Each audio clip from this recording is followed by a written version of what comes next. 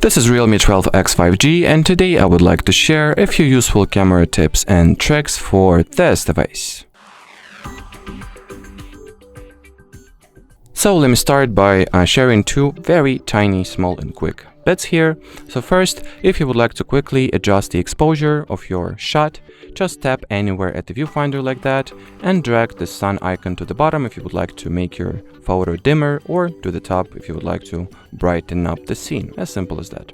And another quick bit is that you can open the photo mode options by, I guess you should be able to just tap at the hamburger here, and you can switch on the HDR photography. So if you would like to capture HDR photos, switch on the auto HDR mode.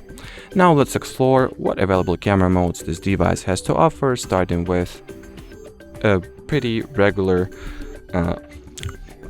mode that the majority of phones have these days. That is the Pro mode, and while in it, you can manually adjust the most important camera properties or parameters such as ISO, shutter, exposure, focus, and white balance. So if you're not satisfied with how your device, your camera automatically adjusts and changes those parameters, the honor is all yours. So, I mean, you can just change those options here manually.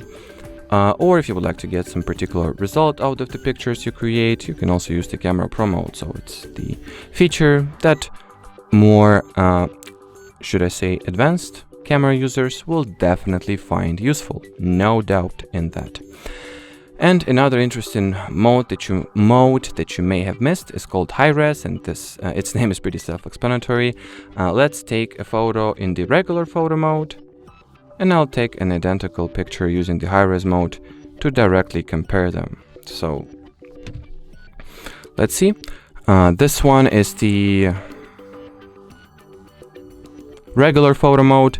I'll zoom in as far as I can. I mean, the zoom distance is pretty decent here, and the level of details is also fine if you ask me. Just generally, the photo looks great.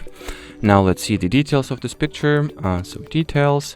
So the resolution of this image is 4K by 3.5K, and the file size is 3 megabytes. Let's see how many megapixels the lens used in order to take this picture. As far as I can see, it does not tell, right? Yeah, it does not. That's fine. No worries here. And when it comes to the high-res mode, I can zoom in way further, as you can clearly see. The level of details that the photo has is also way higher. Obviously, since if we will go into the details of this image, you'll find that the resolution, the definition is, I think, 2 times as big. It's 6K by 9K. And the file size is also way greater at almost 18 megabytes. And well, just generally, if you would like to take like the best possible photos, and you do not mind, and you do not have any insufficient storage issues or something like that, I guess the high-res mode will always be better than the regular photo mode, since you will capture way more details. The picture will be higher in terms of resolution, which comes with quality and fidelity improvements. So yeah, generally, I would recommend that you go with high-res mode. But if you would like to, snap a quick photo or take a very fast and just overall instant picture, I guess the regular photo mode will do the trick just fine. Or if you would like to, well, use the Pro mode, I guess it's also only available in the regular resolution.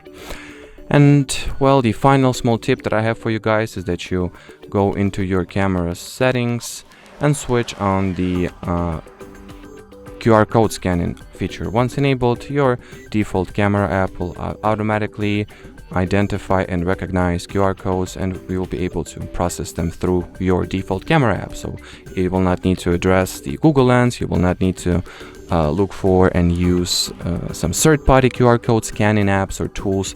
Just fire up your default camera app and you're good to go. And well, as far as this video goes, that'll be it. So thank you so much for watching, and bye bye.